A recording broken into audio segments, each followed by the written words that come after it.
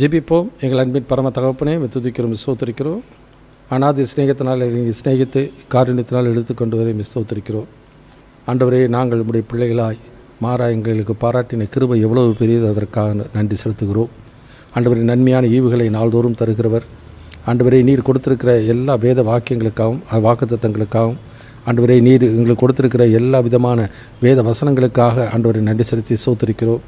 அதை நாங்கள் அறிந்து புரிந்து கொள்ளும்படி கொடுத்த பரிசுத்த ஆவியானவருக்காக கொடுத்த அபிஷேகத்திற்காக நன்றி. இந்த நாளிலும் நாங்கள் தியானிக்கிற வேத வசனங்கள் எங்கள் ஆன்மீக வாழ்க்கைக்கு பிரயோஜனமாக இருக்க, சபைக்கு பிரயோஜனமாக இருக்க, கர்த்தருடைய நாமத்துக்கு மகிமையாக இருக்க ஆண்டவரே, நீர் ஆட்கொண்டு வழி நடத்தும்படி நாங்கள் வேண்டுகிறோம்.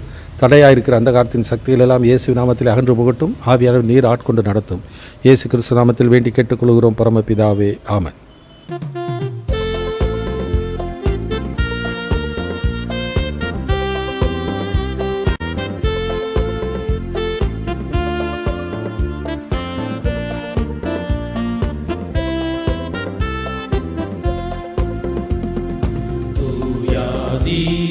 தூயவரே, உமது புகழை நான் பாடுவேன். தூயாதி தூயவரே, உமது புகழை நான் பாடுவேன். பாரில் எனக்கு வேறென்ன வேண்டும், உயிருள்ளவரை புகழ் பாட வேண்டும். பாரில் எனக்கு வேறென்ன வேண்டும், உயிருள்ளவரை புகழ் பாட வேண்டும். தூயாதி தூயவரே, உமது புகழை நான் பாடுவேன். துயர்கள் பாரினில் அடைந்தவரே, துன்பங்கள் தாங்கிட பலன் தாருமே. துயர்கள் பாரினில் அடைந்தவரே, துன்பங்கள் தாங்கிட பலன் தாருமே. பாரில் எனக்கு வேறென்ன வேண்டும், உயிருள்ளவரை புகழ் பாட வேண்டும். பாரில் எனக்கு வேறென்ன வேண்டும், உயிருள்ளவரை புகழ் பாட வேண்டும்.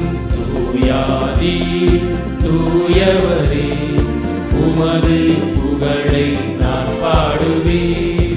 பரலோகில் இடம் உண்டு என்றவரே, பரிவாக என்னை சேர்க்க வேகம் வாருமே. பரலோகில் இடம் உண்டு என்றவரே, பரிவாக என்னை சேர்க்க வேகம் வாருமே.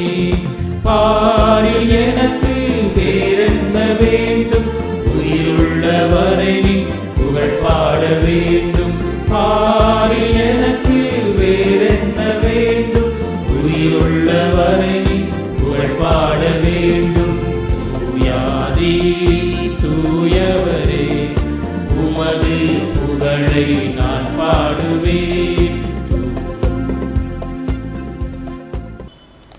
இந்த நாளிலும் நம்முடைய தியானத்திற்கென்று 1 கொரிந்தியர் புஸ்தகத்தில் 14ஆம் அதிகாரம் 26வது வசனத்திலிருந்து 33வது வசனம் வரைக்கும் நாம் வாசித்து நாம் தியானிக்க இருக்கிறோம். நீங்கள் கூடி வந்திருக்கிற போது உங்களில் ஒருவன் சங்கீதம் பாடுகிறான், ஒருவன் போதகம் பண்ணுகிறான், ஒருவன் அந்நிய பாஷையை பேசுகிறான், ஒருவன் இரகசியத்தை வெளிப்படுத்துகிறான், ஒருவன் வியாக்கியானம் பண்ணுகிறான். சகோதரரே, இது என்ன? சகலமும் பக்தி விருத்திக்கு ஏதுவாக செய்யப்பட கடவது. யாராவது அந்நிய பாஷையிலே பேசுகிறதுண்டானால் அது 2 பேர் மட்டில், அல்லது மிஞ்சினால் 3 பேர் மட்டில் அடங்கவும். அவர்கள் ஒவ்வொருவராய் பேசவும், ஒருவன் அர்த்தத்தை சொல்லவும் வேண்டும். அர்த்தம் சொல்லுகிறவன் இல்லாவிட்டால் சபையிலே பேசாமல் தனக்கும் தேவனுக்கும் தெரிய பேச கடவன். தீர்க்கதரிசிகள் 2 பேராவது 3 பேராவது பேசலாம், மற்றவர்கள் நிதானிக்க கடவர்கள். அங்கே உட்கார்ந்திருக்கிற மற்றொருவனுக்கு ஏதாகிலும் வெளிப்படுத்தப்பட்டால் முந்தி பேசினவன் பேசாமல் இருக்க கடவன். எல்லாரும் கற்கிறதற்கும் எல்லாரும் தேறுகிறதற்கும் நீங்கள் அனைவரும் ஒவ்வொருவராக தீர்க்க தரிசனம் சொல்லலாம். தீர்க்கதரிசிகளுடைய ஆவிகள் தீர்க்கதரிசிகளுக்கு அடங்கியிருக்கிறதே. தேவன் கலகத்திற்கு தேவனாயிராமல் சமாதானத்திற்கு தேவனாயிருக்கிறார். பரிசுத்தவான்களுடைய சபைகள் எல்லாவற்றிலேயும் அப்படியே இருக்கிறது. கர்த்தருக்கு மகிமை உண்டாகட்டும். பவுல் என்கிற பக்தன் கொரிந்து சபையில் உண்டாயிருந்த குழப்பங்களுக்கு விடிவு கொடுக்கும்படி, தெளிவு கொடுக்கும்படிக்கு ஆவியானவர் அவர் மூலமாக 1 கொரிந்தியர் 12ஆம் அதிகாரம் 13ஆம் அதிகாரம் 14ஆம் அதிகாரத்தில் சொல்லப்பட்டிருக்கிற காரியங்களை முழுவதுமாக நாம் வாசித்து தெரிந்து கொள்ள வேண்டியது மிக மிக அவசியம். பொதுவாக இன்றைக்கி ஒரு கதை புத்தகம் படிக்கும்போது என்ன பண்ணுவாங்க, ஒரு சிலர் தான் அந்த கதை புத்தகத்தை துவக்கம் முதல் முடிவு மட்டும் என்ன பண்ணுவாங்க, சிலர் படிப்பாங்க, சிலர் பாதி படிப்பாங்க. அதுக்கப்புறம் படிப்பதற்கு அவர்களுக்கு விருப்பம் இல்லைன்னா அந்த கதையினுடைய இறுதி முடிவு என்ன வருது அப்படி சொல்லி அதை பார்த்து விட்டு போட்டுட்டு போயிடுறவங்க இருக்கிறாங்க. வேறு சிலர் ஏதாவது எங்கே விருப்பமாக இருக்கோ ஏதாச்சும் பிடிச்சிருக்கிறத மாத்திரம் படிச்சுட்டு ஞாபகத்தில் வச்சு கொள்வார்கள். அதுபோல் இந்த நாட்களிலே பரிசுத்த ஆவியானவரும் வரங்களை குறித்த காரியத்தில் அநேகர் என்ன பண்ணுறாங்க, முழுவதுமாக படித்து தியானிக்கிறது இல்லை.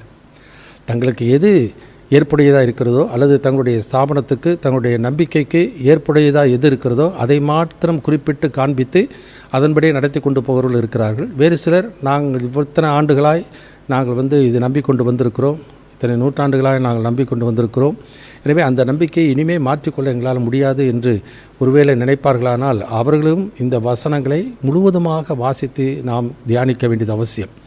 எனவே the law of the Lord is perfect. கர்த்தருடைய வேதம் குறைவற்றது. பவுல் அதனால் சொல்ல தேவனுடைய வசனம்லாம் தேவனுடைய ஆவினால் ஏவப்பட்டு எழுதப்பட்டு இருக்கிறது. எனவே அவருடைய ஆவியானுடைய ஏவப்பட்டு எழுதின காரியங்களை முழுவதுமாக நாம் வாசித்து அந்த பின்னணியில் தான் ஒரு காரியத்தை புரிந்து கொள்ள வேண்டியது அவசியம். நம்முடைய நம்பிக்கை ஒருவேளை தவறாக இருக்குமானால் நாம் ரட்சிக்கப்பட்ட ஆளிலே அதற்கு முன்பு இருந்த நம்பிக்கையை விட்டு நாம் மாறி இருக்கும் பொழுது இப்பொழுது நம்முடைய நம்பிக்கை தவறாக இருக்குமானால் நம்மை மாற்றிக்கொள்கிறது நமக்கு நல்லது. எனவே ஆத்துமா அறிவில்லாமல் இருப்பது நல்லதல்ல, பரிசுத்தரின் அறிவே அறிவு என்று சொல்லி நாம் பார்க்கிறோம். எனவே இந்த நாட்களிலே அந்த ஆதி திருச்சபையிலே ஒரே ஒரு வரத்தை மாத்திரம் அந்த மக்கள் மத்தியிலே கொடுத்து வந்தார், அது அந்நிய பாஷை என்கிற வரம். எனவே அந்த அந்நிய பாஷை என்பது மற்றவர்களுக்கு புரியக்கூடிய ஒரு பாஷை. அதே மாதிரி தீர்க்க தரிசனம் என்பது மற்றவர்களுக்கு புரியக்கூடிய ஒரு பாஷை. அதனால் தான் அந்நிய பாஷை என்பது அவிசுவாசிகளுக்கு அடையாளமாக இருக்கிறது, தீர்க்க தரிசனமோ விசுவாசிகளுக்கு அடையாளமாக இருக்கிறது என்று சொல்லி கடந்த செய்தியிலே நான் பார்த்தோம். எப்படி இருந்தாலும் அது அந்நிய பாஷையாக இருந்தாலும் தீர்க்க தரிசனமாக இருந்தாலும் கேட்கிறவர்களுக்கு புரியக்கூடிய ஒரு வார்த்தை, கேட்கிறவர்களுக்கு அது பக்தி விருத்தியை கொடுக்கக்கூடிய வார்த்தை என்பதை நாம் ஒருபோதும் மறந்துவிடவே கூடாது. ஆகையால் தான் ஆவியானவர் பிறவினத்தார் மத்தியில் கொடுக்கிற தீர்க்க தரிசன வரத்தை அதிகமாக நாடுங்கள் என்று சொல்லுகிறதை நாம் பார்க்கிறோம். இன்றைக்கு நாம் தியானிக்கிற காரியங்களை வாசிக்கும் பொழுது ஆர்டர்லி ஆப்ரேஷன் ஆஃப் கிஃப்ட்ஸ், வரங்களை கிரமமாக நாம் கடைபிடிக்க வேண்டியது அவசியம், அபியாசப்படுத்த வேண்டியது மிக மிக அவசியம். 3 காரியங்களை இந்த பகுதியில் நாம் பார்க்க இருக்கின்றோம். முதல் காரியத்தில் பார்க்கும் பொழுது ரிகார்டிங் ஆர்டர்லி பார்ட்டிசிபேஷன், அதாவது அது ஒழுங்கு கிரமமாய் நாம் பங்கெடுக்க வேண்டியது எப்படி என்பதை குறித்து நாம் அதாவது முதல்ல வரங்கள் கிரமமாக அதை அபியாசப்படுத்த வேண்டியது அவசியம், தேவனுடைய சித்தத்தின்படி அதை அபியாசப்படுத்த வேண்டியது அவசியம். அதில் அந்த அபியாசப்படுத்துகிறதுல விசுவாச மக்கள் எப்படி அதற்கு ஒத்துழைக்க வேண்டும், எப்படி அதற்கு அவர்கள் இசைந்து போக வேண்டும் என்பதை குறித்து தான் அந்த 14ஆம் அதிகாரத்தில் 26வது வசனத்தில் நான் வாசிக்கிறோம். 7 காரியங்களை அந்த வசனத்திலே நான் பார்க்கின்றோம். அந்த 7 காரியங்களை இன்றைக்கு ஒவ்வொன்றாக நாம் பார்க்க ஆவியா உதவி செய்வாராக. வாசிக்க நாம் கேட்போம். 14:26. நீங்கள் கூடி வந்திருக்கிற போது உங்களில் ஒருவன் சங்கீதம் பாடுகிறான், ஒருவன் போதகம் பண்ணுகிறான், ஒருவன் அந்நிய பாஷையை பேசுகிறான், ஒருவன் ரகசியத்தை வெளிப்படுத்துகிறான், ஒருவன் வியாக்கியானம் பண்ணுகிறான். சகோதரரே, இது என்ன? சகலமும் பக்தி விருத்திக்கு ஏதுவாக செய்யப்பட கடவது. அதனால் எது இருந்தாலும் அது இம்பார்ட்டன்ஸ் ஆஃப் காமன் எடிஃபிகேஷன், அதாவது என்னுடைய தலைப்புன்னு சொல்லப்போனாக்கா பொது பக்தி விருத்திக்கு ஏதுவாக தான் வரங்கள் செயல்படுத்தப்பட வேண்டியது மிக மிக அவசியம். கூடி வருதல் நன்மைக்கு எதுவாக இருக்க வேண்டியது அவசியம். ஸோ 7 காரியங்கள். முதல் காரியம், எவ்ரி ஒன் கேன் பார்ட்டிசிபேட். இதில் வரங்களை அபியாசப்படுத்துகிறதிலே ஆவியானவர் தமது சித்தத்தினுடைய அவனவனுக்கு வரங்களை பகிர்ந்து கொடுக்கிறார் என்று 1 Corinthians 12ஆம் அதிகாரம் 11வது வசனத்தில் வாசிக்கிறோம். அதை புரிந்து கொள்வதற்கு 13வது வசனம் 1 Corinthians 12:13 சரீரத்திலே இருக்கிற அவயவங்களை குறித்து நாம் பார்க்கின்றோம். அந்த அவயவங்கள் ஒவ்வொன்றுக்கும் ஒரு செயல்பாடு இருக்கிறது போல சரீரமாகிய சபையில் இருக்கிற ஒவ்வொரு விசுவாசிகளுக்கும் ஆண்டவர் ஒரு செயல்பாடு, ஒரு பங்கை ஆண்டவர் நியமித்திருக்கிறார். அந்தந்த அவயவங்கள் என்னென்ன கிரியை செய்ய வேண்டும் என்று பிதாவாகி தேவன் அமைத்திருக்கிறாரோ அதன்படியே அவைகள் செயல்பட்டு கொண்டு இருக்கிறது இன்றைக்கு நாம் உலகத்தில் நான் பார்க்கிறோம். அது ஒருபோதும் மாறுகிறது இல்லை கண்ணு பார்க்கணுன்னாக கண்ணு பார்க்க தான் செய்யுமில்லை, கண்ணு கேட்காது. அதுபோல் என்னென்ன அவயவங்களுக்கு என்ன வரங்கள் கொடுத்துருக்கிறாரோ, என்ன அபியாசப்படுத்த வேண்டுமோ அதை அறிந்து புரிந்து செயல்படுவது அவர்களுக்கு நல்லது, மற்றவர்களுக்கு அது பிரயோஜனமுள்ளதாக இருக்கும், கர்த்தருடைய நாமம் மையப்படும். So everyone can participate, ஒவ்வொருவரும் யாவரும் அதிலே பங்கு பெறலாம், ஏனெனில் அது எல்லாருக்கும் கொடுக்குற வாக்குத்தத்தம். அப்போஸ்தலர் 2ஆம் அதிகாரம் 38வது வசனத்தை வாசிக்கும் போது ஆவிக்குரிய வரத்தை குறித்து அது வாக்குத்தத்தம் என்று சொல்லி பார்க்கிறோம். அப்போஸ்தலர் நடபடி புத்தகம் 2ஆம் அதிகாரம் 38வது வசனத்தில் இப்படி பார்க்கிறோம். பேதுரு அவர்களை நோக்கி, நீங்கள் மனம் திரும்பி ஒவ்வொருவரும் பாவ மன்னிப்புக்கென்று இயேசு கிறிஸ்துவின் நாமத்தினாலே ஞானஸ்நானம் பெற்றுக்கொள்ளுங்கள், அப்பொழுது பரிசுத்த ஆவியின் வரத்தை பெறுவீர்கள். வாக்குத்தத்தமானது உங்களுக்கும் உங்கள் பிள்ளைகளுக்கும் நம்முடைய தேவனாகிய கர்த்தர் வரவழைக்கும் தூரத்தில் உள்ள யாவருக்கும் உண்டாயிருக்கிறது என்று சொல்லி. எனவே அந்த வாக்குத்தத்தமானது அபிஷேகம் அல்ல, அபிஷேகம் பெற்றவர்கள் எல்லாருக்கும் பொதுவானது. எனவே அந்த வரம் என்பது வாக்குத்தத்தமாய் அவருடைய பிள்ளைகள், அதை இஸ்ரவேல் ஜனங்களில் இருக்க யூத பின்னணியில் வந்த கிறிஸ்தவ பிள்ளைகளுக்கு மாத்திரமல்ல, புறவினத்தார் மத்தியிலிருந்து தேவனாய கர்த்தர் வரவழைக்கிற தூரத்தில் உள்ள யாவருக்கும் அது உண்டாயிருக்கிறது. எனவே எல்லாருக்கும் அதை கொடுக்கிறார். எனவே எல்லாரும் அதை விரும்ப வேண்டும். அதுதான் 1 Corinthians 14 சொல்லும் பொழுது அங்கே அன்பை நாடுங்கள், வசனத்தை முக்கியமாக சொல்லும்போது அன்பை நாடுங்கள், ஞான வரங்களை விரும்புங்கள், விசேஷமாக தீர்க்க தரிசன வரத்தை விரும்புங்கள் என்று சொல்கிறதுக்கு காரணம், ஆகினால் எவ்ரி ஒன் கேன் பார்ட்டிசிபேட், எல்லாரும் அதில் என்ன பண்ணலாம், பங்கு பெறலாம். ரெண்டாவது என்ன பார்க்குறோன்னாக்கா, அதில் எல்லாரும் பங்கு பெறலான்னு என்ன ஆயிடுச்சு, அந்த சபையில் எல்லாரும் என்ன பண்ண ஆரம்பிச்சிட்டாங்க, தங்களுக்கு என்னென்ன ஏவுதல் உண்டாகிறதோ, அது தங்களுடைய மனதின் ஏவுதலாக இருக்கலாம், அல்லது தங்களுடைய ஆவியானுடைய ஏவுதலாக இருக்கலாம். எப்படி இருந்தாலும் அவர்கள் ஏவுகிறது என்று சொல்லி எண்ணின உடனே எல்லாரும் ஒரே சமயத்தில் என்ன பண்ண ஆரம்பிச்சிட்டாங்க, அவர்கள் அதை பேசும்பொழுது ஒரு குழப்பங்கள் அங்கே உண்டாகிறது. அது மாதிரி இருந்துக்கும் போது என்ன நடக்குமா, 1 Corinthians புத்தகத்தில் 14ஆம் அதிகாரத்தில் நான் பார்க்கும் பொழுது 23வது வசனத்திலிருந்து நான் வாசிக்க கேட்போம். ஆகையால் சபையார் எல்லாரும் ஏகமாய் கூடி வந்து எல்லாரும் அந்நிய பாஷைகளிலே பேசிக்கொள்ளும் போது கல்லாதவர்களாவது அவிசுவாசிகளாவது உள்ளே பிரவேசித்தால் அவர்கள் உங்களை பைத்தியம் பிடித்தவர்கள் என்பார்கள் அல்லவா. எனவே அந்த நாட்களிலே 23வது வசனத்தில் என்ன சொன்னாரோ அதுதான் இந்த நாட்களிலே எல்லா சபைகளிலும் நடந்து கொண்டிருக்கிற ஒரு காரியம். அதை நடப்பிக்கும்படி அதை உந்தி தள்ளுகிற உற்சாகப்படுத்துகிற ஊழியங்களையும் இந்த நாட்களில் நான் பார்த்து கொண்டிருக்கிறோம். அதனால் எல்லாரும் ஒரே சமயத்தில் அப்படி ஆப்ரேட் பண்ண முடியாது. அது எந்த விதத்திலும் மற்றவர்கள் பக்தி விருத்தி உண்டாக்க போகிறது இல்லை. எனவே ஒவ்வொருவருக்கும் ஆண்டவர் வரம் கொடுத்தாலும் அதை ஒவ்வொருவரும் அதை தனக்கு அருளப்பட்டபடியே அதை ஒழுங்கு கிரமமாக செயல்படுத்த வேண்டும். அதனால தான் அங்கே வசனத்தில் வரிசையாக சொல்கிறார், சம் சிங் சாங்ஸ், சிலர் சங்கீதம் பாடுகிறார்கள், சிலர் என்ன பண்ணுறாங்க, போதகத்தை போதிக்கிறார்கள், சம் ஸ்பீக் டாக்ட்ரைன்ஸ். 3வது காரியம் வாசிக்கும் பொழுது சிலர் ரகசியங்களை வெளிப்படுத்துகிறார், சம் ரிவீல்ஸ் மிஸ்ட்ரிஸ், ரகசியங்களை வெளிப்படுத்துகிறதை பார்க்கிறோம். சிலர் அந்நிய பாஷைகளை பேசுகிறார்கள், சம் ஸ்பீக் இன் டங்ஸ். அடுத்தது 6வது காரியம் வாசிக்கும்போது சிலர் வியாக்கியானம் பண்ணுகிறார்கள், சம் இன்டர்பிரட் தோஸ் டங்ஸ். 7வது அடுத்த காரியம் வாசிக்கும்போது எல்லாருமே எப்படி செய்ய வேண்டுமா, பக்தி விருத்திக்கு ஏதுவாக செயல்படுத்தப்பட வேண்டியது அவசியம். ஆல் மஸ்ட் பி எடிஃபை, எல்லாரும் பக்தி விருத்தி அடைய வேண்டும். இப்போ யோசித்து பார்ப்போம், எல்லாரும் பேசி கொண்டு இருக்கிறார்கள் என்றால் இந்த சம்பவங்கள் ஒரே சமயத்தில் நடந்துச்சுன்னா யாருக்கு எது புரியும்? உதாரணமாக வாசிக்கும்போது அப்போஸ்தலர் 2ஆம் அதிகாரத்தில் 4வது வசனத்தில் இப்படி நான் வாசிக்கிறோம். ஆக்ட்ஸ் சாப்டர் 2:4 இப்படி பார்க்கிறோம். அவர்கள் எல்லாரும் பரிசுத்த ஆவியினாலே நிரப்பப்பட்டு ஆவியானவர் தங்களுக்கு தந்தளின வரத்தின்படியே வெவ்வேறு பாஷைகளிலே பேசத் தொடங்கினார்கள். வானத்தின் கீழிருக்கிற சகல தேசத்தாரிலுமிருந்து வந்த தேவ பக்தியுள்ள யூதர்கள் அப்பொழுது எருசலேமிலே வாசம் பண்ணினார்கள். அந்த சத்தம் உண்டான போது திரளான ஜனங்கள் கூடி வந்து தங்கள் தங்கள் பாஷையிலே அவர்கள் பேசுகிறதை அவரவர்கள் கேட்டபடியினாலே கலக்கமடைந்தார்கள். எல்லாரும் பிரமித்து ஆச்சரியப்பட்டு ஒருவரையொருவர் பார்த்து, இதோ பேசுகிற இவர்கள் எல்லாரும் கலிலேயர் அல்லவா? அப்படி இருக்க நம்மில் அவரவர்களுடைய ஜென்ம பாஷைகளிலே இவர்கள் பேச கேட்கிறோமே, இதெப்படி? பார்த்தரும் மேதரும் எலாமித்தரும் மெசபத்தோமியா யூதேயா கப்பதோக்கியா பொந்து ஆசியா பிரிகியா பம்பிலியா எகிப்து என்னும் தேசத்தார்களும் சிரேனே பட்டணத்தை சுற்றி இருக்கிற லீபியாவின் திசைகளிலே குடியிருக்கிறவர்களும் இங்கே சஞ்சரிக்கிற ரோமாபுரியரும் யூதரும் யூத மார்க்கத்து அமைந்தவர்களும் கிரேத்தரும் அரேபியருமாகிய நாம் நம்முடைய பாஷைகளிலே இவர்கள் தேவனுடைய மகத்துவங்களை பேச கேட்கிறோமே என்றார்கள். அதனால் என்ன பேசினார்கள், யாரை குறித்து பேசினார்கள், எப்படி பேசினார்கள் என்று சொல்லி அவர்கள் ஆச்சரியப்படத்தக்கதாக அந்த அந்நிய பாஷையானது அவ்விசுவாசிகளுக்கு அடையாளமாக இருந்தது. இவ்விதமாய் எல்லாருக்கும் ஆவியானவர் கொடுக்கும் பொழுது அந்த இடத்துல குழப்பம் உண்டாகலை. ஏன்னா அது ஆவியானவர் கொடுக்கின்ற ஒரு காரியம். அங்கே பாபேல் கோபுரத்தில் அவர்கள் அந்த நாட்களிலே அவர்கள் சிதறடிக்கப்பட்ட பொழுது ஒரே பாஷையை பேசி கொண்டிருந்த மக்கள் தான் பலவிதமான பாஷைகளை பேச ஆரம்பித்தார்கள். இதுவும் தேவன் செய்த ஒரு காரியம். இன்றைக்கு பலவிதமான பாஷைகளை பேசக்கூடிய யூத மக்கள் அந்த நாட்களிலே எருசலேமில் கூடி பெந்தெகோஸ்து நாளில் கூடி வந்திருக்கும் பொழுது எல்லா விசுவாசிகளுக்கும் ஆவியானவர் தந்தளின வார்த்தையின்படியே உச்சரிப்பின்படியே பாஷையின்படியே அவர்கள் பேச தொடங்கினார்கள். அதை கேட்ட ஒவ்வொரு மக்களுடைய உள்ளங்களிலும் டிஸ்டர்பன்ஸஸ் இல்லாமல், உதாரணமாக இன்றைக்கி இதில் எல்லோரும் டிவி எல்லோரும் பார்க்குறாங்க. அதில் ஏறக்குறைய 200 சேனலுக்கு இன்றைக்கி அதில் வருது, சிக்னல்ஸ் வருது, ஒரே ஒரு கம்பி தான் வருது.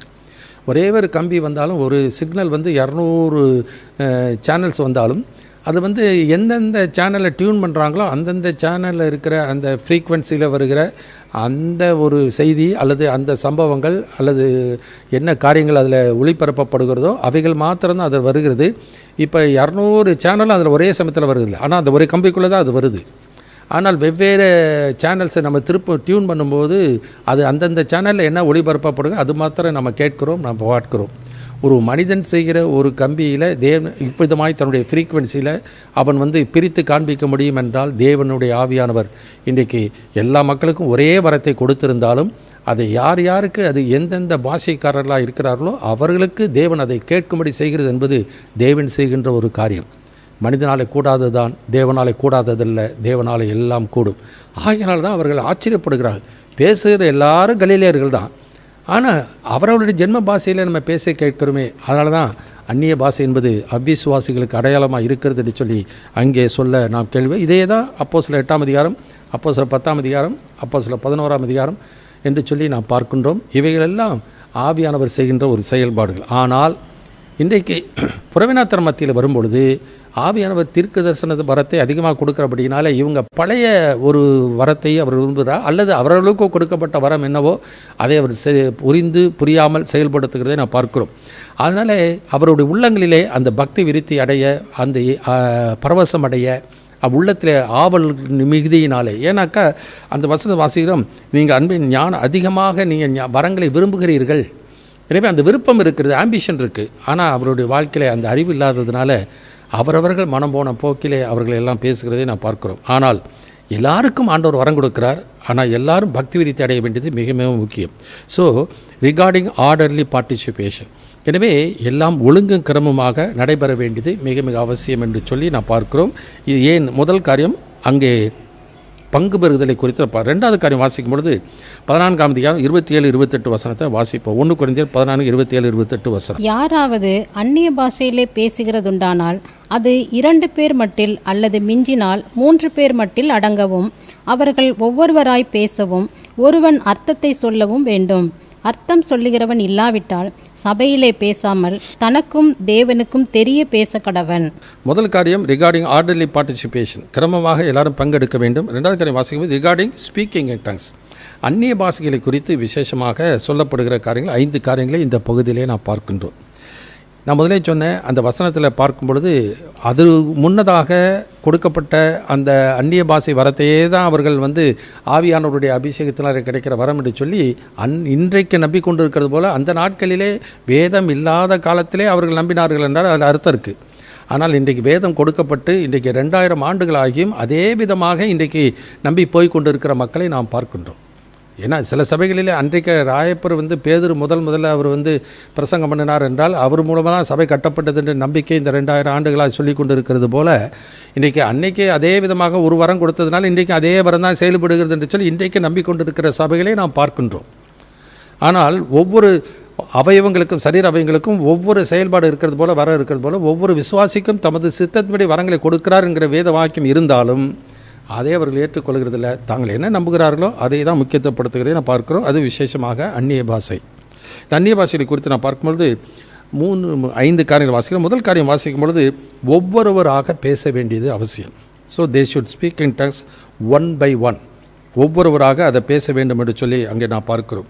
2வது காரியம் வாசிக்கும் அதிகபட்சமாக 2 பேர் அல்லது 3 பேர் பேச வேண்டியது அவசியம். 3 பேர், அதாவது 3 பேருனாக்கா எவ்வளோ நேரம் பேசுகிறாங்கன்னு தெரியாது.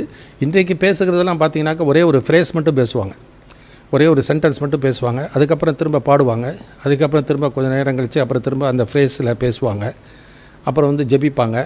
அது இவ்விதமாய் இந்த நாட்களிலே நடக்கிறது வைத்து கொண்டு தான் ஒரு காரியத்தை தீர்மானிக்கிறார்கள் ஒழிய அந்த நாட்களில் அப்படி அல்ல. ஒரே வார்த்தையை அங்கே சொல்லிட்டார். அப்போஸ்தலர் நடபடி 2ஆம் அதிகாரத்தில் தேவனுடைய மகத்துவங்களை குறித்து பேச கேட்கிறோமே, இது எப்படி? அப்போ தேவனுடைய மகத்துவங்களே அந்த நாட்களிலே அங்கே பேதுரு ஆவியானவர் கொடுத்து பேசுகிறதும், அதுக்கப்புறம் பேதுரு வந்து அந்த ஆவியானவருடைய ஒத்தாசையோடு கூட வேத வசனத்திலிருந்து எடுத்து சொல்லுகிறதையும் நான் பார்க்கிறோம். Mysteries was reveal. அப்போ பேதுரு மூலமாய் ஆண்டவர் செய்த சத்தியத்தை அவர்களுக்கு வெளிப்படுத்தும் பொழுது அங்கேயும் ஆவியானவருடைய கிரியை இருக்கிறது. அப்போஸ்தலர் 2ஆம் அதிகாரத்தில் 37ஆம் வசனத்தை வாசிக்கும்போது அவர்கள் தங்களுடைய இருதயத்தில் குத்தப்பட்டவர்களாகி நாங்கள் என்ன செய்ய வேண்டும், அதுவும் ஆவியானவருடைய செயல்பாடு தான். அதனால் இந்த சபை திருச்சி புது புறநத்தாரில் வந்து சபைகள் ஸ்தாபிக்கப்பட்டு விசுவாசிகள் வரும்பொழுது ஆண்டவர் வந்து யார் யாருக்கு என்னென்ன வரங்களை கொடுக்க வேண்டுமோ கொடுக்கும் பொழுது இவர்கள் பிரதானமாக அந்நிய பாஷையில் பேசும்பொழுது அந்த கிரமமற்ற ஒரு சூழ்நிலை அங்கே உண்டாகிறது, ஒரு குழப்பங்கள் உண்டாகிறது, ஒருவருக்கும் ஒன்றும் புரியவும் இல்லை, ஒன்றும் இல்லை. ஆகினால்தான் தான் அங்கே ஆவியானவர் எழுதுகிறார், ஒவ்வொருவராக பேச வேண்டியது மிக மிக அவசியம். ரெண்டாவது, அப்படி பேசும்பொழுது ஏறக்குறைய அதிகபட்சமாக 3 பேர் வாசிக்கலாம். அந்த வசனத்தை வாசிக்கலாம். 27. யாராவது அந்நிய பாஷையிலே பேசுகிறதுண்டானால் அது 2 பேர் மட்டில் அல்லது மிஞ்சினால் 3 பேர் மட்டில் அடங்கவும். அப்போ வசனம் என்ன சொல்லுது? 2 பேர் மட்டில் அல்லது மிஞ்சினால் 3 பேர் மட்டில் அடங்கவும், அவர்கள் ஒவ்வொருவராய் பேசவும். அப்போ இதுதான் ஆவியானவர் அவங்களுக்கு வைத்திருக்கிற ஒரு காரியம். ஆனால் இன்றைக்கி நடப்பது என்ன? எல்லாரையும் பேச வைக்கிறாங்க, எல்லாரும் வந்து பேசுங்க அப்படின்னு சொல்லி உற்சாகப்படுத்துகிறாங்க. அவர்களும் என்ன சொல்கிறாங்க? அவர்கள் பேசுகிறவர்களுக்கு அந்த அறிவு இல்லை, அதை கேட்குற மக்களுக்கு அறிவு இல்லை. ஏதோ ஜனங்களை பக்தி விரித்து உற்சாகப்படுத்தி விட்டால் அவர்கள் திருப்தி அடைவார்கள் என்று சொல்லி இன்றைக்கி செய்து கொண்டிருக்கிறதை நான் பார்க்கிறோம். ஆனால் உண்மையான ஒரு ஊழியன் அப்படி செய்ய மாட்டான். ஏன்னா வேதவசனம் சொல்கிறது கலாத்தியர் 1:10 இப்படி வாசிக்கிறோம். கலேசியன் சாப்டர் 1:10. இப்பொழுது நான் மனுஷரையா தேவனையா யாரை நாடி போதிக்கிறேன்? மனுஷரையா பிரியப்படுத்த பார்க்கிறேன்? நான் இன்னும் மனுஷரை பிரியப்படுத்துகிறவனாயிருந்தால் நான் கிறிஸ்துவின் ஊழியக்காரன் அல்லவே. எனவே நம்முடைய வாழ்க்கையில மனுஷர்களை பிரியப்படுத்துகிறது முக்கியமல்ல, தேவனை பிரியப்படுத்த வேண்டியது மிக மிக அவசியம். எபேசியர் 5:10 வாசிக்கிறோம், கர்த்தருக்கு பிரியமானது இன்னதென்று சோதித்து அறியுங்கள் என்று சொல்லுகிறார். ஏன்னா பிதாவாகிய தேவன் ஒரு சித்தத்தின்படியே ஒரு காரியத்தை செய்கிறார். இயேசு கிறிஸ்து நான் சுயமாய் ஒன்றும் சொல்லுகிறதில்லை, செய்கிறதில்லை. பிதா எனக்கு என்ன சொல்லுகிறாரோ, என்ன காண்பிக்கிறாரோ அதே நான் சொல்லுகிறேன், அதே செய்கிறேன் என்று சொல்லுகிறார். அதே மாதிரி பரிசுத்த ஆவியானவர் என்ன பண்ணுவார்? தாம் சுயமாய் ஒன்றும் சொல்லாமல் என்னுடைய இதிலிருந்து எடுத்து உங்களுக்கு போதிப்பதனாலே என்னை மகிமைப்படுத்துவார். எனவே இந்த விதமாக எல்லாரும் சேர்ந்து அந்நிய பாஷையில் பேசிகிட்டு இருந்தால் யாரை மகிமைப்படுத்துகிறார்கள்? அவங்க நினச்சிக்கிறாங்க நம்ம தேவனை மகிமைப்படுத்துகிறோம் அப்படின்னு சொல்லி நாங்கள் பக்தி அடைகிறோம். ஆனால் அப்படி இருக்க முடியாது. 14:2 அப்படி பேசும்பொழுது ஒருவருக்கு அது புரியறதில்லை. அப்போ நன்மையான எந்த ஈவும் பூரணமான எந்த வரமும் பரலோகத்திலிருந்து உண்டாகும். ஆனால் தான் அப்படி அந்நிய பாஷையில் பேசுகிறதா இருந்தால், உண்மையிலே ஒருவேளை அது அந்நிய பாஷையாக இருந்தால், ஆவியானவர் கொடுக்குற பாஷையாக இருந்தால், அது 3வது காரியம் சொல்கிறார், டங்ஸ் மஸ்ட் பி இன்டர்பிரேட்டட். அந்த வரமானது அந்நிய பாஷைகளை பேசுகிறதா இருந்தால், அது ஒருவேளை ஆவியானவர் யாராவது கொடுத்திருந்தால் நிச்சயமாக ஆண்டவர் அதற்கு ஒரு முழுமையான ஒரு செயல்பாடை செய்திருப்பார். வேறொருவருக்கு வியாக்கியான வரத்தை கொடுத்திருப்பார். வாசிக்கலாம். அதே 1 Corinthians 12ஆம் அதிகாரத்தில் நான் வாசிக்கும் பொழுது அந்த வரங்களை குறித்து ஒவ்வொருவருக்கும் ஆண்டவர் எப்படி செயல்படுத்துகிறார் என்பதை குறித்து நான் பார்க்கும் பொழுது 10வது வசனத்தை வாசிக்கலாம். 1 Corinthians 12:10. 1 Corinthians chapter 12:10. வேறொருவனுக்கு அற்புதங்களை செய்யும் சக்தியும், வேறொருவனுக்கு தீர்க்க தரிசனம் உரைத்தலும், வேறொருவனுக்கு ஆவிகளை பகுத்தறிதலும், வேறொருவனுக்கு பற்பல பாஷைகளை பேசுதலும், வேறொருவனுக்கு பாஷைகளை வியாக்கியானம் பண்ணுதலும் அளிக்கப்படுகிறது. வேறொருவனுக்கு பாஷைகளை வியாக்கியானம் பண்ணுதலும் அளிக்கப்படுகிறது. அதாவது என்னன்னாக்கா, ஒரு சபையில் வந்து ஒருத்தருக்கு வந்து அந்நிய பாஷைகளை உண்மையான ஒரு அந்நிய பாஷைகளை, பிறருடைய பாஷைகளை, கேட்கிறவருடைய பாஷைகளை அல்லது மற்றவர்களுக்கு புரியக்கூடிய பாஷைகளை ஆவியானவர் கொடுத்திருப்பார் என்றால் நிச்சயமாக அந்த ஆவியானவர் என்ன பண்ணுவார்? நிச்சயமாக அது தெரியாதவர்களுக்கு வியாக்கியானம் கொடுப்பார். ஒருபோதும் ஆண்டவர் வந்து அறகுறையாக செய்கிறவர் அல்ல, முழுமையாக செய்கிறவர். அதனால் அப்போ சபையானது நிச்சயமாக பக்தி ரீதி அடையும். ஆகினாலே அவர்களுக்கு புரியும்படி அவர் சொல்கிறார். அப்படி அந்நிய பாஷை பேசுறது உண்டானால் 2 பேர் 3 பேர் அடங்கட்டும். ஆனால் அதே சமயத்தில் அது உண்மையிலே அந்நிய பாஷையாக இருந்தால் நிச்சயமாக வியாக்கியான வரம் இருக்கும். வியாக்கியான வரம் இருந்தால் அதற்கு வியாக்கியானம் சொல்ல வேண்டியது மிகவும் அவசியம். 4வது காரியம், அதனால் 3வது காரியம் அதை வாசிக்கிறோம்.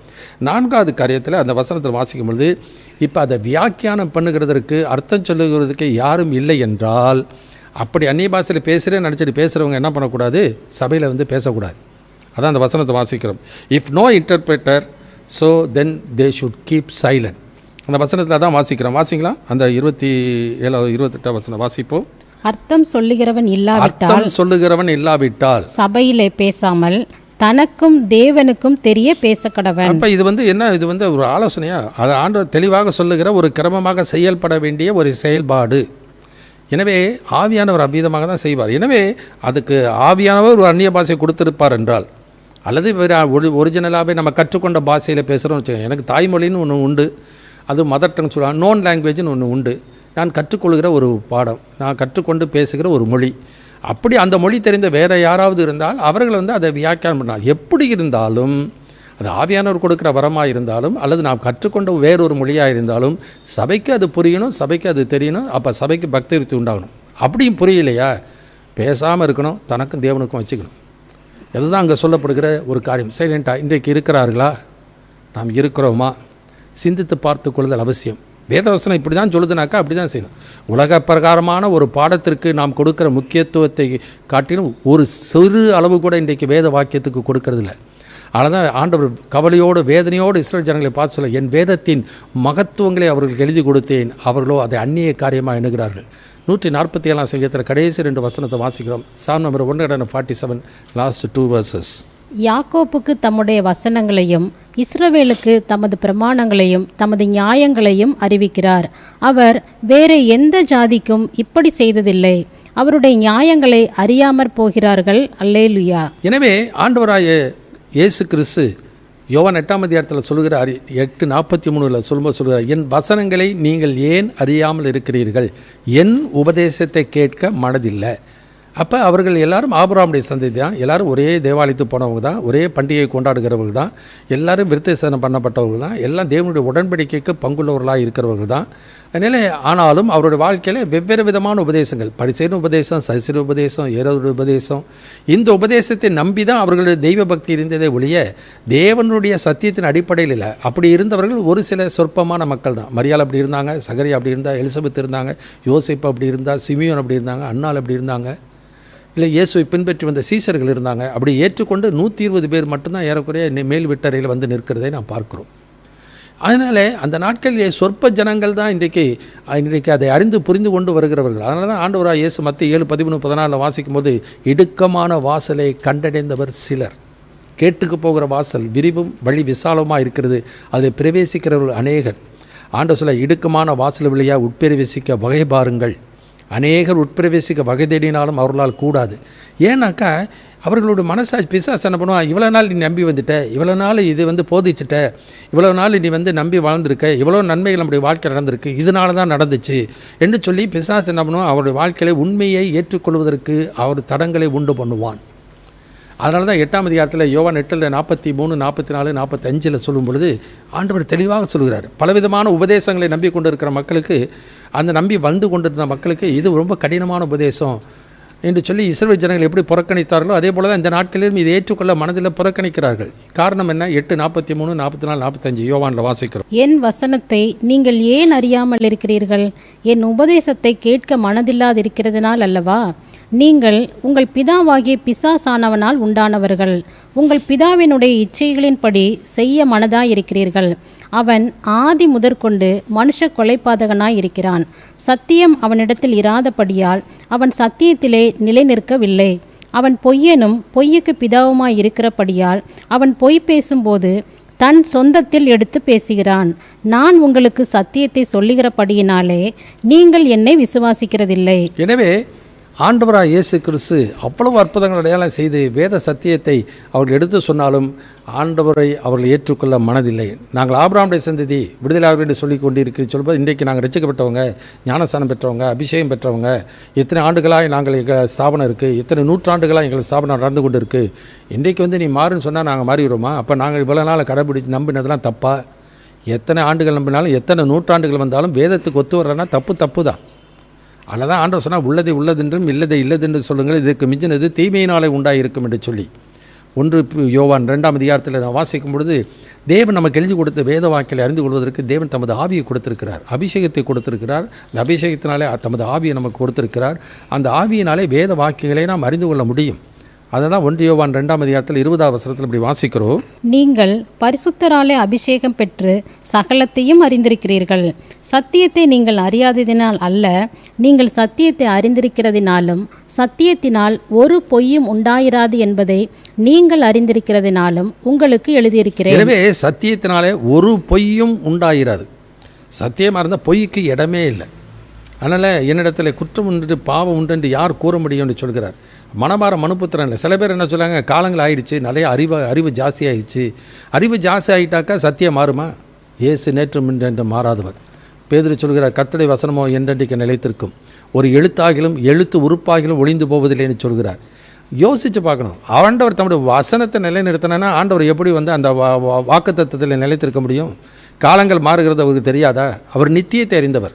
நித்தியத்தை அறிந்தபடினால தான் நித்தியத்துக்கு ஏற்ப உலக தோற்றத்திற்கு முன்னே தீர்மானித்த காரியத்தை நித்தியத்தின் அடிப்படையில் தான் நமக்கு ஆண்டவர் இன்றைக்கு எழுதி கொடுத்துருக்கிறார். அதனால் இனிமேல் நம்முடைய அறிவு அதிகமாக இருக்கிறது போலவும் இன்றைக்கு எண்ணிக்கொண்டு இன்றைக்கு வேத வசனத்தை அவரோட விருப்பத்தினுடைய வியாக்கியானம் பண்ணுகிறார்கள். வாசிக்கலாம். எரேமியா தீர்க்கதரிசன புத்தகம் 9ஆம் அதிகாரம் 23-24 வசனம். ஞானி தன் ஞானத்தை குறித்து மேன்மை பாராட்ட வேண்டாம், பராக்கிரமன் தன் பராக்கிரமத்தை குறித்து மேன்மை பாராட்ட வேண்டாம், ஐஸ்வர்யவான் தன் ஐஸ்வர்யத்தை குறித்து மேன்மை பாராட்ட வேண்டாம். மேன்மை பாராட்டுகிறவன் பூமியிலே கிருபையையும் நியாயத்தையும் நீதியையும் செய்கிற கர்த்தர் நான் என்று என்னை அறிந்து உணர்ந்திருக்கிறதை குறித்தே மேன்மை பாராட்ட கடவன் என்று கர்த்தர் சொல்லுகிறார். எனவே என்னை அறிந்தீர்களானால் என் பிதாவை அறிந்திருப்பீர்கள் என்று சொல்லி அங்கே இயேசு சொல்கிறது போல வேத வாக்கியங்களை நாம் அறிந்திருப்போமானால் தேவனுடைய சித்தத்தை நாம் அறிந்திருப்போம். தேவனுடைய சித்தத்தை அறிந்திருப்போமானால் தேவனுடைய சித்தத்தின்படி செய்வோம். அதை செய்வதற்காக தான் அபிஷேகத்தை கொடுத்திருக்கிறார், ஆவியை கொடுத்திருக்கிறார்.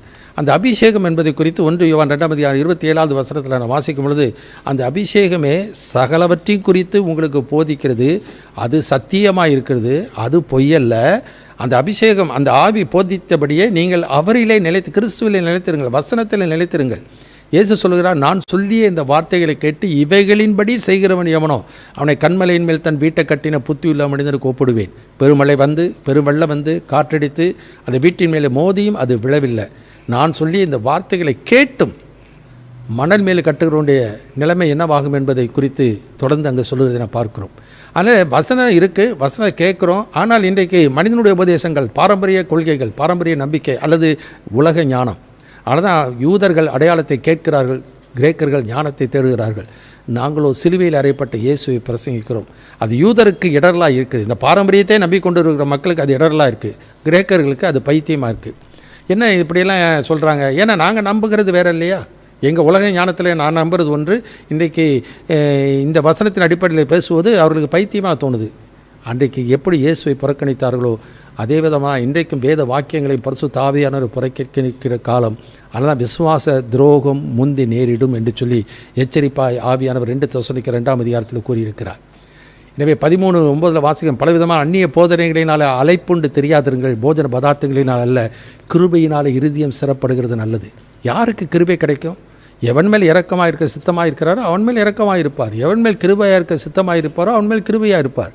யார் அவருடைய சத்தியத்தை ஏற்றுக்கொள்ள மனதில்லையோ அவருடைய இருதயத்தை ஆண்டவர் கடினப்படுத்துவார். அவர்கள் மேலும் மேலும் கடினப்பட்டு தங்கள் வழிகளிலே போவார்களே ஒழிய அவர்கள் தங்கள் வழிகளின் பலனை புசிக்கப் போகிறார்கள். ஆனால் இயேசு இஸ்ரவேல் ஜனங்களை பார்த்து சொல்கிறார், காலம் நிறைவேறிற்று, தேவன் ராஜ்ய சமீபமாயிற்று, மனம் திரும்பி சுவிசேஷத்தை விசுவாசிங்கள், வேத வாக்கியங்களை விசுவாசிங்க. 1 Corinthians 15:2 பவுல் சொல்கிறார், நான் உங்களுக்கு பிரசங்கித்த பிரகாரமாய் நீங்கள் அதை கைக்கொள்வீர்களானால் அதனால் ரட்சிக்கப்படுவீர்கள், மற்றபடி உங்கள் விசுவாசம் விருதா. ஒவ்வொரு ஸ்தாபனங்களிலும் எவ்வளோ போதகர்கள் ஒவ்வொரு விதமாக போதிக்கிறார்கள். ஒவ்வொருடைய போதனை அடிப்படையில் அவர்கள் நம்புகிறார்கள். ஆனால் வேத வசனத்தை எழுதி கொடுத்து அதற்காக இல்லை. விசுவாசம் கேள்வியினால் வரும், கேள்வி வேத வசனத்தினால் வரும். அந்த வேத வசனத்தில் கொடுக்கப்பட்டிருக்கிற சத்தியத்தை அறிந்து கொள்வதற்கு சத்திய ஆவியானவரை நமக்கு ஆண்டவர் கொடுத்திருக்கிறார். அந்த சத்திய ஆவியானவர் நம்மை சகல சத்தியத்தில் நடத்தும் பொழுது தேவனுக்கு ஏற்றவர்களை சிந்திக்க வேண்டியமே ஒழிய மனிதர்களுக்கு ஏற்றதும் பாரம்பரியத்துக்கு ஏற்றதும் தங்களுடைய பின்னணியின் அடிப்படையில் ஒரு காரியத்தை பார்ப்பதானால் ஒருபோதும் அவருடைய சத்தியத்தை அறிந்து கொள்ள முடியாது. 2 Corinthians 4:4 வசனம் வாசிக்கிறோம், தேவனுடைய சாயலாக இருக்கிற கிறிஸ்துடைய மகிமையான சுவிசேஷத்தின் ஒளி அவ்விசுவாசிகளாகி அவர்களுக்கு பிரகாசமாக இராதபடிக்கு இப்பிரபஞ்சத்தின் தேவன் அவருடைய மனதை குருடாக்கினார். இருளிலிருந்து வெளிச்சத்தை பிரகாசிக்க சொன்ன தேவன் இயேசு கிறிஸ்துவின் முகத்திலுள்ள தமது மகிமையின் அறிவாகிய ஒளி தோன்ற பண்ணும் பொருட்டு எங்கள் இருதயங்களிலே பிரகாசித்தார் என்று சொல்லி நான் பார்க்கிறோம். ஆண்டவராக இயேசு கிறிஸ்து ஓமைகளாக இஸ்ரவேல் ஜனங்களுக்கு சொல்லும் பொழுது அவர்கள் இயேசுவை ஏற்றுக்கொள்ளலை, இயேசுவை புறக்கணிக்க ஆரம்பித்தார்கள். அப்போ ஆண்டவர் என்ன பண்ணுறார்? அவர்களுக்கு அநேக ஓமைகளை அவர்களுக்கு ஆண்டவர் சொல்கிறதை நான் பார்க்கிறோம். அப்போ ஓமைகளை சொல்லும் பொழுது ஆண்டவரே ஏன் ஓமைகளாக பேசுகிறீர் என்று சொல்லும் பொழுது அவர்கள் அந்த ஆண்டோடைய வார்த்தைகளை அவர்கள் ஏற்றுக்கொள்ளலை. அதனாலே அவர்களுக்கு விளங்காதபடிக்கு அவர்கள் குருடர் ஆகும்படிக்கு ஆண்டவர் நான் இப்படி பேசுகிறேன். உதாரணமாக வாசிக்கலாம், யோவான் சுவிசேஷத்தை எடுத்துக்கொள்வோம். யோவான் 9ஆம் அதிகாரத்தில் ஆண்டவராக இயேசு கிறிஸ்து சொல்கிறார், 39 வாசிக்கலாம். அப்பொழுது இயேசு காணாதவர்கள் காணும்படியாகவும் காண்கிறவர்கள் குருடராகும்படியாகவும் நியாய தீர்ப்புக்கு நான் இந்த உலகத்தில் வந்தேன் என்றார். அவருடனே கூட இருந்த பரிசேயரில் சிலர் இவைகளை கேட்டபொழுது நாங்களும் குருடரோ என்றார்கள். இயேசு அவர்களை நோக்கி, நீங்கள் குருடராயிருந்தால் உங்களுக்கு பாவம் இராது. அதாவது உங்களுக்கு சத்தியமே தெரியல, அவங்களுக்கு கண்கள் உண்மையிலே குருடாக இருந்தாக்கா அவனுக்கு எவ்வளவு தான் விளக்கம் வியாக்கியானம் சொன்னாலும், ஒரு கலரை பற்றி சொன்னாலும், இது ஊதா நிறங்க, இது பச்சை நிறம், இது மஞ்சள் நிறம், இது கருப்பு, அப்படி எவ்வளவு தான் சொன்னாலும் அவங்களுக்கு புரியாது. ஏன்னா அவர்கள் குருடராக இருக்கிறார்கள். ஆனால் தொடர்ந்து வாசிப்போம். நீங்கள் காண்கிறோம் என்று சொல்லுகிறபடியினால் உங்கள் பாவம் நிலை நிற்கிறது என்றார்.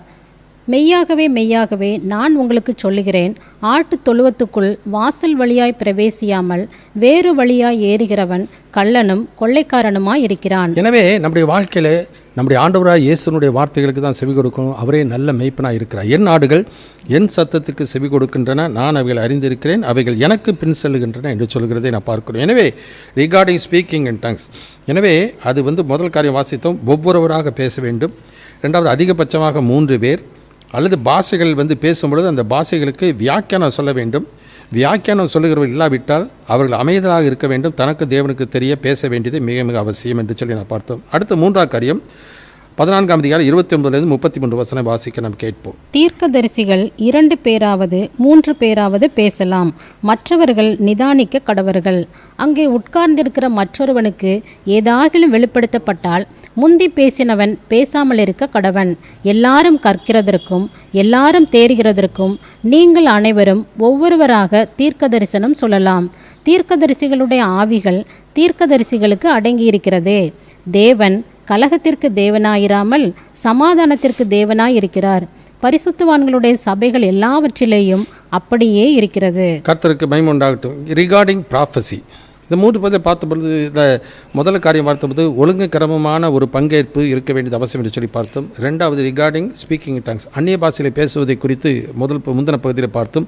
இப்பொழுது ரிகார்டிங் ப்ராஃபஸி, தீர்க்க தரிசனம் சொல்லுகிறதில் கொடுக்கப்பட்டிருக்கிற ஒழுங்கை குறித்து நான் பார்க்கிறோம். 7 காரியங்களை இந்த பகுதியில் நான் பார்க்கிறோம். இந்த வசனங்களிலே முதல் காரியம் வாசிக்கும் பொழுது அந்த தீர்க்க தரிசனம் சொல்வது 2 அல்லது 3 பேர் அதில் தீர்க்க தரிசனம் உரைக்கலாம். ஏன்னாக்கா 1 Corinthians 14:1 வாசிக்கும்பொழுது தீர்க்க தரிசன வரத்தை விரும்புங்கள், விசேஷமாக விரும்புங்கள். ஏன்னாக்கா விசேஷமாக புறவினத்தார் மத்தியிலே அவர் தீர்க்க தரிசன வரத்தை கொடுக்கிறார். முன்பு பிரதானமாக யூதர்கள் மத்தியிலே அந்நிய பாஷையை கொடுத்தார். அதற்கு ஒரு நோக்கம் உண்டு. ஏசாயா 28:12 சொல்லப்பட்ட தீர்க்க தரிசனம் நிறைவேறுவதற்காக. ஆனால் புறவினத்தார் மத்தியில் வரும்பொழுது ஒரே ஒரு ஊழியர் தான் இருக்கிறாரு, சபையில் சாபிச்சுட்டு போயிட்டுருக்காரு. யூத பின்னணியிலேருந்து வந்த மக்கள் அங்கே இருக்க மாட்டாங்க, அதிகமாக இல்லை. மற்ற தெய்வ வழிபாடு உள்ள மக்கள் தான். வேத வாக்கியமும் அந்த நாட்களிலே கிடையாது. புதிய ஏற்பாட்டினுடைய கொள்கையை யாருக்கும் தெரியாது. ஆகினாலே ஆவியானவர் என்ன பண்ணுகிறார், தீர்க்க தரிசன வரத்தை கொடுக்கிறார். எப்படி பழைய ஏற்பாட்டிலே வாசிக்கும் பொழுது வாசிக்கலாம். எரேமியா தீர்க்க தரிசன புத்தகம் 1ஆம் அதிகாரம் 11வது வசனத்திலிருந்து வாசிக்கலாம். பின்னும் கர்த்தருடைய வார்த்தை எனக்கு உண்டாகி அவர், எரேமியாவே நீ என்னத்தை காண்கிறாய் என்று கேட்டார். வாதமை மரத்தின் கிளையை காண்கிறேன் என்று. எனவே கர்த்தருடைய வார்த்தை எரேமியாவுக்கு உண்டானது போல அப்போஸ்தலர் 2ஆம் அதிகாரத்தில் 4ஆவது வசனத்தில் கர்த்தருடைய வார்த்தை ஒவ்வொருடைய சீஷருடைய வாயில உண்டானது போல இந்த நாட்களில் அந்த கொரிந்து சபையில் என்ன பண்ணுகிறார், கர்த்தருடைய வார்த்தை விசுவாசிகளுக்கு யாருக்கு எந்த வார்த்தை கொடுக்க வேண்டுமோ அது அவர்களுக்கு உண்டாகிறது. எனவே அவர்கள் அதை பேசுகிறார்கள். பேசும்பொழுது ஒரே சமயத்தில் எல்லாரும் பேசக்கூடாது. அதை தான் வாசிக்கிறோம். 2 அல்லது 3 பேர் அதை பேச வேண்டியது மிக மிக அவசியம். அந்த தீர்க்க தரிசன வரம், தீர்க்க தரிசனம் என்பது பேசுகிறவர்களுக்கும் தெரிந்த மொழி, கேட்கிறவர்களுக்கும் தெரிந்த மொழி. ஆகினாலே அப்படி பேசும்பொழுது கேட்கிறவர்கள் அதை புரிந்து கொள்வார்கள். புரிந்து கொள்வது மாத்திரமல்ல, அவர்களுக்கு சொல்லப்பட வேண்டிய செய்தியானது அவர்களுக்கு போய் சேரும் என்று சொல்லி நான் பார்க்கிறோம். எனவே முதல் காரியம் அவர்கள் 2 அல்லது 3 பேராவது உழைக்கலாம்.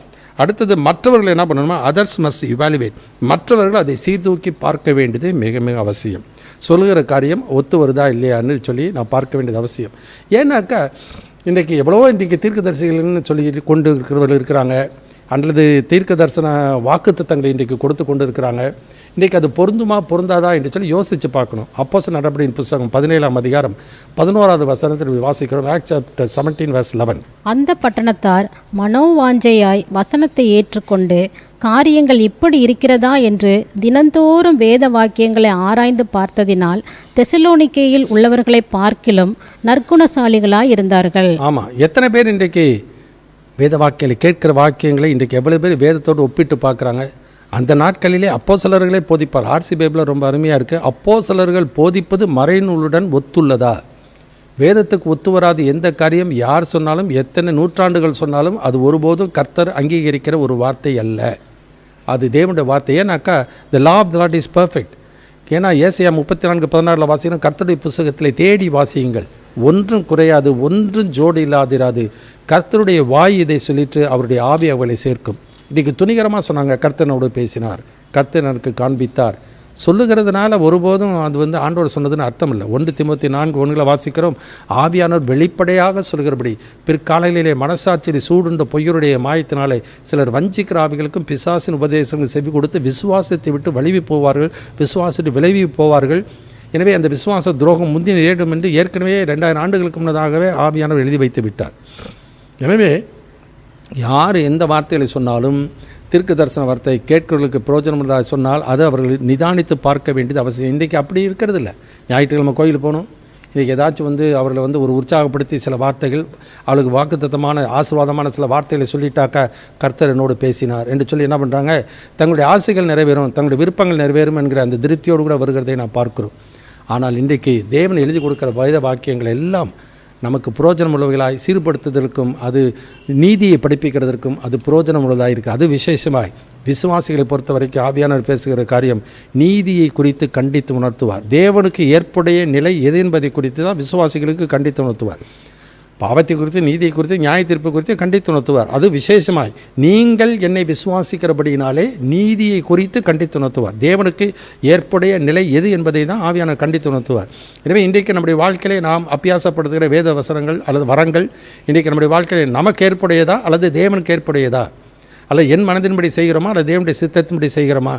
வரங்கள் இருந்தாலும் தீர்க்க தரிசனம் உரைத்தான், அற்புத அடையாளம் செய்தான், பிசாசை துரத்தினாம் என்று சொன்னாலும் பிதாவின் சித்தம் செய்கிறவனை பரலோக ராஜ்யத்திலே பிரவேசிப்பான். எனவே கர்த்தருக்கு சித்தமானது என்னதென்று சோதித்து அறிந்து கொள்ளுதல் மிக மிக அவசியம். பவுல் பக்தன் சொல்கிறார், கர்த்தருடைய சித்தத்தை அறிகிற அறிவினாலே நிரப்பப்படவும் என்று சொல்கிறார். ஆனால் யாரும் அதை முக்கியமாக அது எடுத்துக்கொள்கிறதில்லை. அதான் சொல்கிறேன், உலக பிரகாரமான ஒரு படிப்புக்கு, அது விசேஷமாக கவர்மெண்ட் எக்ஸாம், அது அரசாங்க தேர்வு வருகிறதென்றால் அதற்கு எவ்வளவு கருத்தாய் அவர்கள் தங்கள் பிள்ளைகளை அவர்களுக்கு கற்றுக் கொடுக்கிறார்கள், அதற்கு முயற்சி எடுக்கிறார்கள். ஏன்னா தங்களுடைய ஆசை நிறைவேறணும். எதிர்காலத்தில் நல்ல ஒரு மருத்துவராக வரணும், எதிர்காலத்தில் ஒரு பெரிய நல்ல இன்ஜினியராக வரணும், எதிர்காலத்தில் நல்ல ஒரு பொசிஷனில் வரணும், நல்லா சம்பாதிக்கணும், நல்லா இருக்கணும். இதெல்லாம் ஆசைகள் நல்லதாக இருக்கலாம். ஆனால் இன்றைக்கி அதை விட முக்கியம் ஆண்டோடைய வார்த்தை அல்லவா? ஆண்டவர் சொன்ன வசனம் அவர்களுக்கு பிடிக்கலன்னு அவங்க என்ன பண்ணுறாங்க, இது கடினமான உபதேசம், யார் இதை ஏற்றுக்கொள்வார்? யோவான் 6:60 சொல்கிறார். இதற்கே இப்படி சொன்னீங்கன்னா இனி வரப்போகிற காரியத்தை நீங்கள் பார்த்தீர்களானா என்ன சொல்லுவீர்கள் என்று சொல்லிவிட்டு தம்முடைய சீசலை பார்த்து சொல்கிறார், நீங்களும் போய்விட மனதாக இருக்கிறீர்களா என்று சொல்லும்பொழுது பேதுரு சொல்கிறார், யார் இடத்துல போவோம்? நித்திய ஜீவ வசனங்கள் உம்மிடத்திலே உள்ளது. எனவே நித்திய வாழ்விலே நம்மை கொண்டு போய் நித்திய மகிமையிலே கொண்டு போய் சேர்க்கக்கூடிய வேத வசனங்களை நாம் கருத்தாய் ஆராய்ந்து பரிசோதனை பண்ண வேண்டியது மிகவும் அவசியம். அதனால் மற்றவர்கள் அதை நிதானிக்க வேண்டியது என்று சொல்லி அங்கே சொல்வதை பார்க்கிறோம். இப்படி தீர்க்க தரிசன வார்த்தைகள் சொல்லி கொண்டு இருக்கும் பொழுது யாராவது ஒருத்தருக்கு ஒரு வெளிப்படுத்துதல் வந்தால், ஒரு மிஸ்ட்ரி ரகசியத்தை யாராவது வெளிப்படுத்தினாக்கா அந்த தீர்க்க தரிசனம் சொல்கிறால் அவங்க தே ஷுட் வெயிட், உடனே அவங்க நிறுத்திடணும். ஆண்டவர் ஏன்னா ஏதாச்சும் ஒரு காரியத்தை ஆண்டவர் என்ன பண்ணுவார், நோக்கத்தோடு கூட இன்னொருத்தருக்கு உடனே பேசுவார். இப்போ நம்ம ஒரு வசனத்தை சொல்கிறோம், வசனத்தை சொன்ன உடனே என்ன பண்ணுறோம், அதுக்கு ஒரு வியாக்கியானம் கொடுக்குறோம். அந்த வியாக்கியானம் கொடுக்கும்போது வசனத்தை என்ன பண்ணுறோம், அப்படி நிறுத்தி வைத்துக்கிறோம். அதுக்கு ஒரு விளக்கம் வியாக்கியானம் கொடுக்கறது போல் தீர்க்க தரிசனம் செயல்படும் பொழுதே ஒரு வெளிப்பாடு யாருக்காவது வந்துச்சுனாக்கா முந்தி பேசினவன் பேசாமல் இருக்க வேண்டியது மிக மிக அவசியம் என்று சொல்லி நான் பார்க்கிறோம். அந்த வசனத்தில் அடுத்தது என்ன சொல்கிறோம், ஆல் கேன் ப்ராஃபஸை ஃபார் எடிஃபிகேஷன். அதாவது எல்லாரும் பேசலாம், ஆனால் எல்லாரும் பக்தி விருத்தி உண்டாகத்தக்கதாக பேச வேண்டியது மிக மிக அவசியம். அப்போ எல்லாருக்கும் அது பிரயோஜனம் உள்ளதாக இருக்கும், எல்லாருக்கும் பயனுள்ளதாக இருக்க வேண்டும் என்று சொல்லி நான் பார்க்கிறோம். ஆனால் தான் எல்லாரும் என்ன பண்ணணுமா, எதற்காக அப்படி செய்கிறாரா, எல்லாரும் கற்றுக்கொள்ள வேண்டியது அவசியம். ஏதோ என் வரத்தை சபையில் செயல்படுத்திட்டேன், என் வயசை நான் அபியாசப்படுத்திட்டேன், அதனால் எனக்கு பெருமையாக அல்லது ஆண்டோடைய நாமம் மகிமைப்படுகிறதா?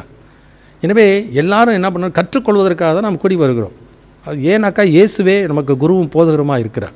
பரிசுத்தாவியன் சகல சத்தியத்தில் நடத்துவார். சத்தியத்தையும் அறிவீர்கள், சத்தியம் உங்களை விடுதலையாக்கும்.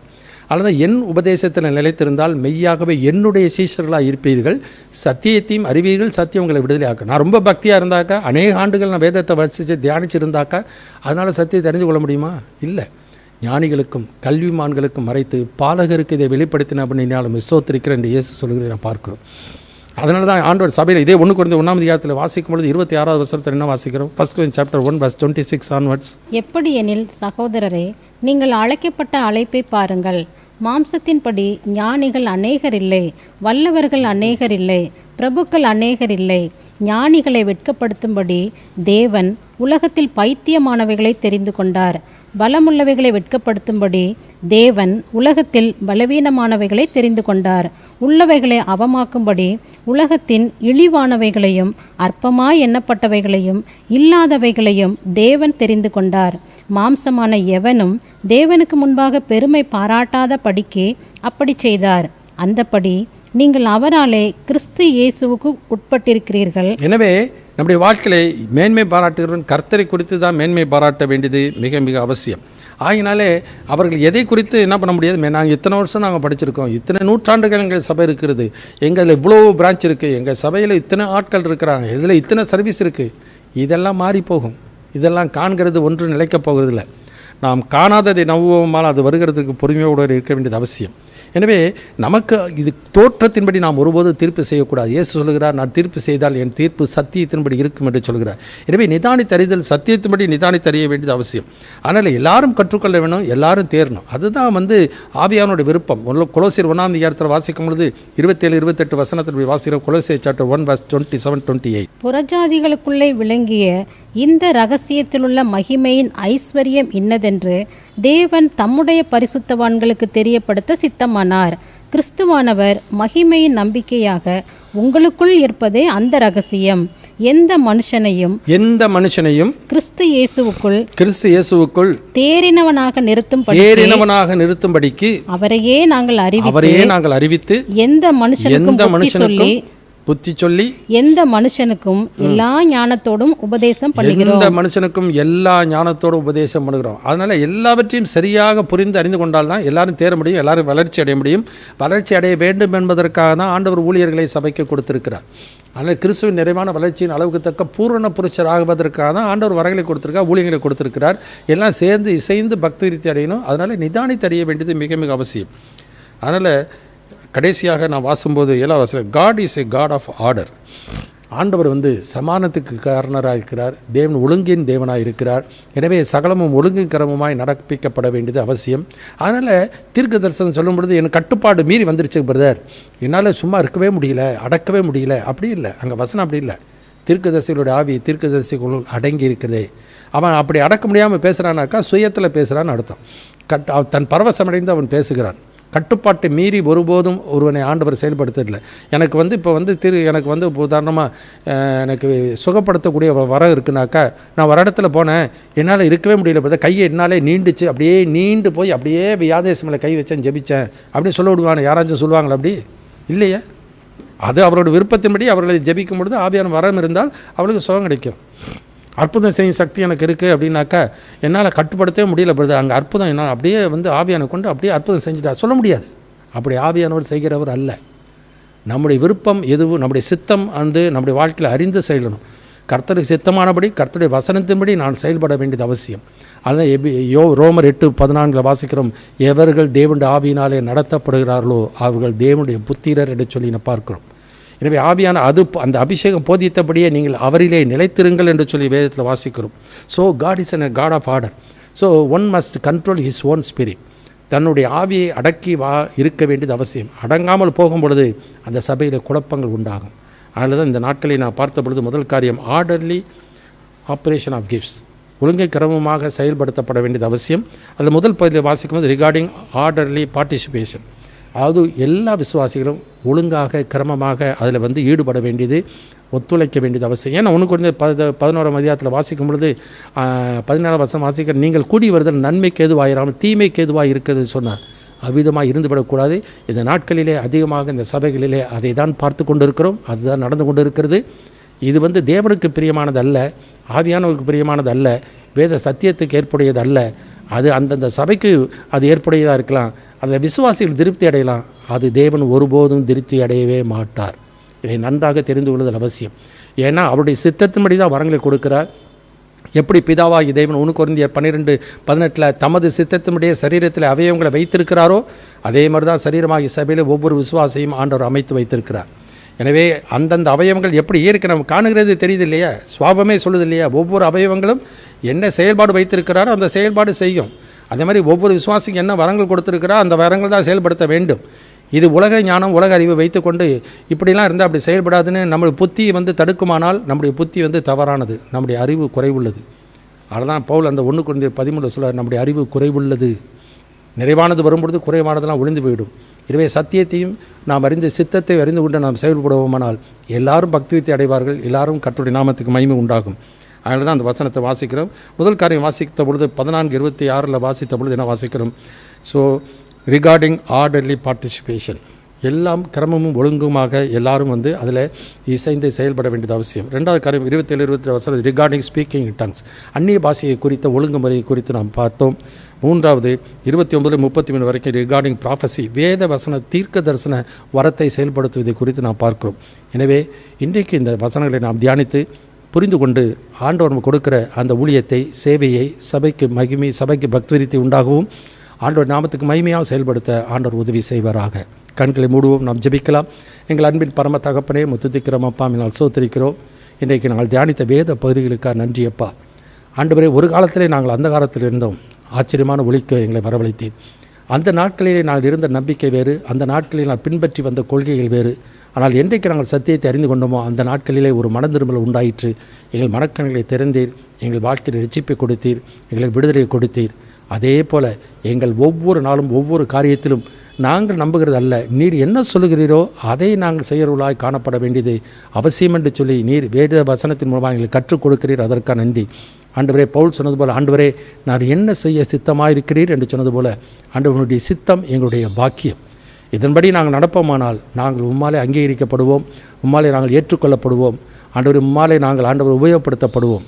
அது இயேசு சொன்னது போல், நான் என் பிதாவுக்கு பிரியமானவர்களை செய்கிறபடியால் அவர் என்னை தனியே இருக்க விடுகிறதில் சொன்னபடியே இந்த நாட்களில் உமக்கு பிரியமானதை, உமது நாமத்துக்கு மகிமையானதை, மற்றவர்களுக்கு பிரயோஜனமானதை நாங்கள் தொடர்ந்து செய்ய ஆண்டவர் எங்களுக்கு உதவி செய்யும். உம்மை விட்டு விலகாத இருதயங்களுக்கு தாரும். இயேசுவின் நாமத்தில் வேண்டி கேட்டுக்கொள்கிறோம் பரமபிதாவே, ஆமென். என் ஆத்துமாவே கர்த்தரை ஸ்தோத்திரி, என் முழு உள்ளமே அவருடைய பரிசுத்தமான நாமத்தை ஸ்தோத்திரி. என் ஆத்துமாவே கர்த்தரை ஸ்தோத்திரி, அவர் செய்த சகல உபகாரங்களையும் மறவாதே, ஆமென்.